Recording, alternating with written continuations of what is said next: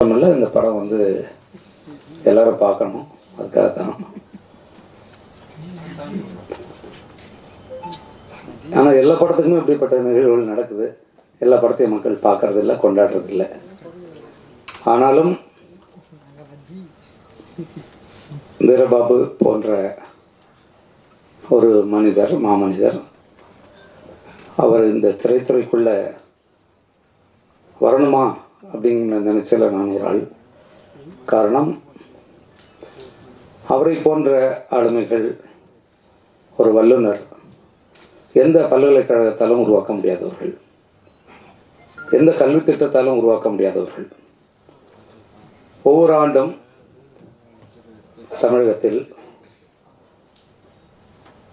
ஆயிரக்கணக்கான தமிழ் மரபு மருத்துவம், சித்த மருத்துவ மாணவர்கள், மருத்துவர்கள் தேர்ச்சி பெற்று வருகிறார்கள். அவர்களுக்கு இடையில் இந்த தமிழ் மொழி குறித்தும், நம்முடைய இனம், மண் குறித்தும், குறிப்பாக இந்த தமிழருடைய அரசியல் குறித்தும் ஒரு தீர்க்கமான பார்வை கொண்ட ஒரு சிறந்த மனிதராக நான் அவரை அறியப்பட்டதால் தான் இந்த மேடைக்கு நான் வந்திருக்கிறேன். வீரபாபு இந்த கதையை என்கிட்ட சொன்னார் ஒரு நாள் காரில் பயணத்தின் போது. எதுக்கு இதை சொல்கிறாருன்னு எனக்கு தோணுச்சு. பிறகு நான் இப்படி ஒரு படத்தை எடுக்கணும் அப்படின்னு சொன்னார். எனக்கு அங்கேயே இறங்கி வந்துடலாமான்னு தோணுச்சு. ஏன்னா அவர் எப்படி காப்பாற்றுறது எனக்கு தெரியல. என்ன சொன்னாலும் அவர் நிறுத்துகிற மாதிரி எனக்கு தெரியல. ஏன்னா இன்றைக்கு வந்து இந்த சினிமாவால்,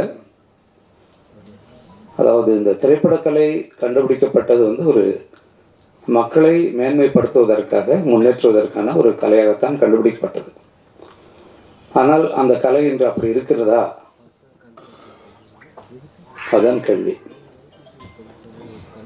அதை கலையாக பார்த்தவர்கள் கலையாக பார்த்தார்கள். இதை ஒரு வெறும் வணிகமாக, வியாபாரமாக பார்த்தவர்கள், அவர்களுடைய கையில் தான் இப்போது சிக்கிக்கிட்டு கிடக்குது. அதனால் அந்த கலையாக எடுக்கிறவங்களுக்கு இங்கே வேலை இல்லை. இவர் சிறந்த படங்களை நீங்கள் பாருங்க அப்படின்னு சொன்னாலே ஒரு மாதிரி பார்க்குறாங்க. அதுதான் அங்கே பிரச்சனை. நல்ல படம் பாருங்கன்னாலே கொஞ்சம் ஒரு மாதிரி பார்க்குறான். அதாவது இந்த படம் பார்க்கவே கூடாதுங்கிற படத்தை தேடி பிடிச்சி பார்க்குறதுல முதன்மையானவர்கள் தமிழர்கள். நீங்கள் பார்த்தீங்கன்னா தெரியும். எந்த படம் நம்முடைய குழந்தைகளுக்கு காட்டக்கூடாதோ, எந்த படம் நம்மளுடைய மனத்தை சிதைக்குமோ, எந்த படம் நமக்கு அதாவது பின்னடைவாக இருக்குமோ, அப்படிப்பட்ட படங்களை ஊக்குவிப்பவர்கள் நம்முடைய தமிழர்கள் மாத்திரமல்ல, இந்த ஊடகமும் கூட. அது எல்லாமே இப்போ வந்து இங்கே வந்து சிக்கலாக இருக்கு. ஒரு 4-5 நிறுவனங்களுக்காகவும் 4-5 நடிகர்களுக்காக மட்டுமே தமிழ் சினிமா இந்த துறை எங்கிட்டு இருக்கு. இதுக்குள்ளிருந்து முடக்கறத்தான் என்ன செய்யணும்னு எனக்கு தெரியல. நாங்களாம் பேசிட்டு போயிடுவோம், அவ்வளோதான் செய்ய முடியும்.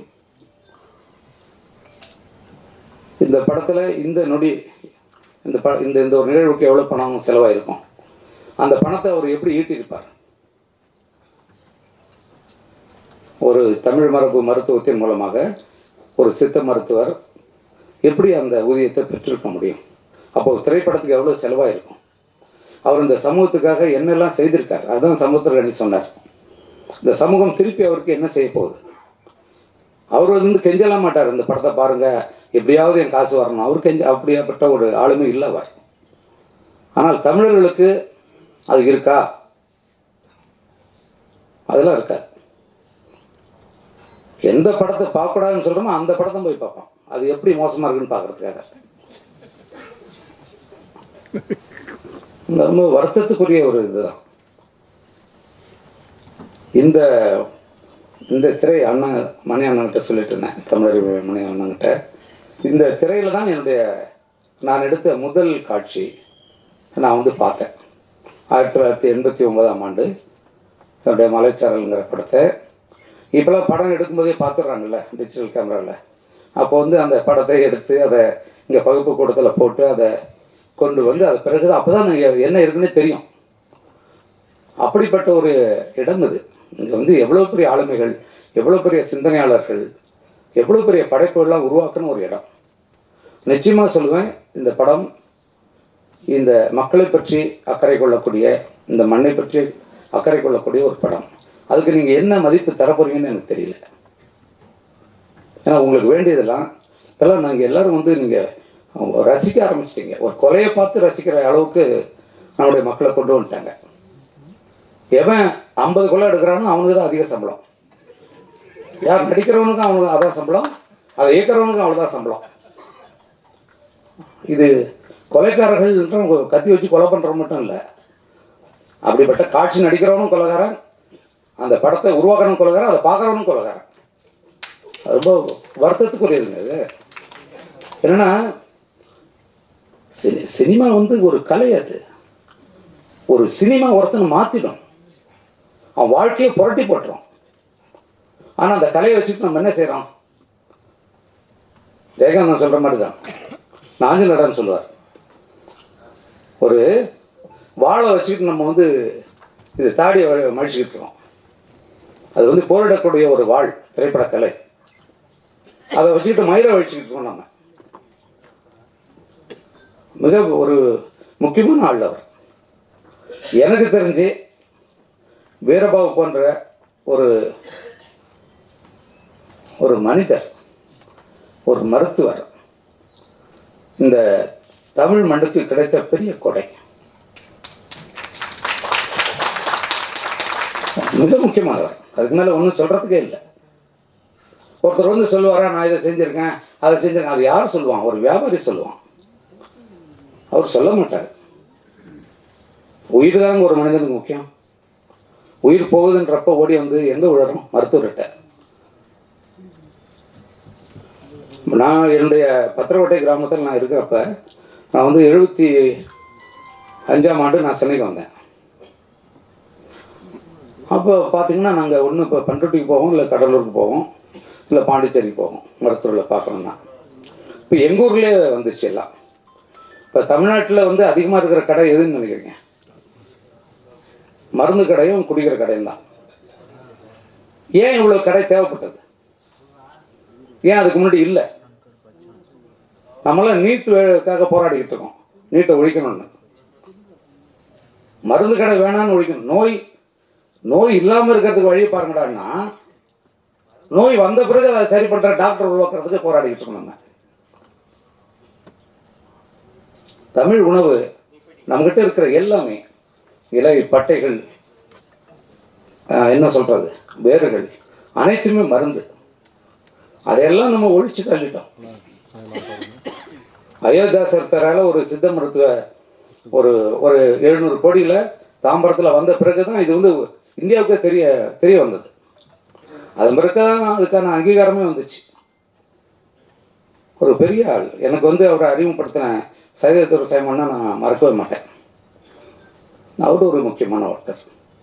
எதுக்காக சொல்ல வரேன்னா, இந்த இடத்துல நிறைய பேர் தமிழ் மக்களுடைய பணத்தை கொடுங்கிறதுக்காக மட்டுமே படம் எடுக்க வந்திருப்பாங்க. அவர் வந்திருக்கிறது வந்து வேற காரியம். அவர் பெரிய காரியத்தை பண்ணியிருக்கார். அதில் நிறைய குறைகள் இருக்கலாம். மருத்துவத்தில் அவர் சிறப்பாக செய்ய முடியும். ஆனால் அவர் கையில் இருக்கிற அந்த கருத்தை என் மக்கள்கிட்ட கொண்டு போய் சேர்க்கணுங்கிற ஆதங்கத்தில் ஒரு திரைக்கலையை படைச்சிருக்கார். அதனுடைய குறைகளை நம்ம ஏற்றுக்கிட்டு அதை எடுத்துக்கணுங்கிறத நான் என்னுடைய மக்கள்கிட்ட வைக்கிற வேண்டுகோளாக நான் கருதுகிறேன். தயவு செஞ்சு இதை நீங்கள் பாருங்கள். உலகத்தில் எங்கேயுமே ஒரு திரைப்படத்துக்குள்ள வாழ்க்கையை தொலைத்தவர்கள் இல்லவே இல்லை. திரைப்படங்களை கண்டுபிடிக்கப்பட்ட நாடு வந்து பிரான்ஸ். நீங்கள் அங்கே போய் பாருங்கள், அங்கே சினிமா எப்படி பார்க்குறான்னு. நான் இப்போ அண்மையில் முழு ஐரோப்பிய நாடுகளுக்கும் அமெரிக்காவுக்கும் ஒரு 45 நாட்கள் போயிட்டு வந்தேன். எல்லாரையும் நான் சந்திக்கிறேன், எல்லாரையும் பார்க்குறேன். ஒரு சினிமாவை வெறும் ஒரு கொள்ளையடிக்கிற ஒரு தொழிலாக மட்டுமே வச்சுக்கிட்டு மக்கள் என்ன ஆனாலும் பரவாயில்லன்னு சிந்திச்சுட்டே இருக்கிற ஒரு கூட்டங்கள்னா இங்கே தமிழ்நாட்டில் தான் இருக்கு. அது பெரிய குற்றம் இல்லையா? அது மிகப்பெரிய குற்றம் இல்லையா? அது குழந்தைகள் அதை பார்க்குறாங்க. அதுதான் பெரிய கொடுமை. அது நம்மளாம் எதை பற்றியோ கவலைப்படுறோம். நமக்கு எல்லாருக்கும் குழந்தைகள் வரப்போகுது. நம்மளாம் பாதுகாப்பாக வாழறதா உணர்றோம். நம்மளாம் ஒரு நடந்து போனால் ஒரு எறும்பு மிரிச்சிட்டா எடுத்து விட்டுட்டு போவோம். அப்படிப்பட்ட அந்த மனித மனம் இன்றைக்கு என்னவா இருக்கு? துடிச்சு சாவறான். கையை வெட்டுறான், தலையை வெட்டுறான், அதை வெட்டுறான், கை தட்டுறாங்க. இப்போ அந்த அளவுக்கு ஆக்குறது யார்? நம்ம கொஞ்சம் சிந்திக்க வேண்டிய கட்டம் அது. இதெல்லாம் யார் அரசியல்வாதி சொல்லி தருவாங்களா? சிந்திக்க சொல்லி ஒரு படைப்பு தான் செய்யும், ஒரு எழுத்து செய்யும், ஒரு திரைக்கலை செய்யும், ஒரு இசை செய்யும், அது ஒரு ஓவியம் செய்யும், ஒரு சிற்பம் செய்யும். கலைகள்னா என்னன்னு நமக்கு தெரியாத, அதான பிரச்சனை.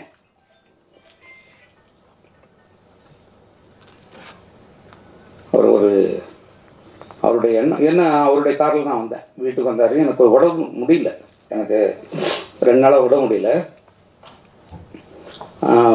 வந்தார். அண்ணா நீங்கள் கட்டாயம் வந்தாங்கன்னாரு. என்னால் குளிக்கூட முடியல. இல்லைண்ணா நீங்கள் எதுவுமே முக்கியம், நீங்கள் என் கூட வாங்க அப்படின்னார். அது அவருடைய மனசு எனக்கு தெரியும். ஏன்னா இன்னைக்கு தொடங்கியிருக்கார். வெளியீடு ஜனவரி 25ன்னு போட்டிருக்கார். எங்கேயோ ஒரு திரையரங்கில் ஒரு காலை காட்சி போடுவாங்க. நம்ம வீரபாபு ஐயா படம் எடுத்திருக்காரு, இதை பார்க்கலான்னு நம்ம போவோம். இல்லைங்க உங்கள் காட்சி இல்லைங்க, வேறு படத்தை போட்டாச்சுங்கன்னு சொல்லுவாங்க. அப்புறம் இதுதான் நடக்குது. இதுதான் நடந்துக்கிட்டே இருக்கு. நீங்கள் வெறும் பெரிய நடிகர்கள் படத்தை மட்டும்னா பெரிய நடிகர்கள் படத்தை மட்டும் காட்டுங்க. அத்தனை நாள் மூடி வைங்க தேட்டரை.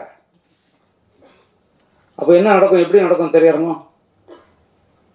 அதெல்லாம் இப்போ இல்லை. எங்கேயுமே படம் எடுத்த என் படம் எங்கே ஓடுதுன்னு எனக்கே தெரியாது. எந்த காட்சி ஓடுது என்ன எதுவுமே தெரியாது.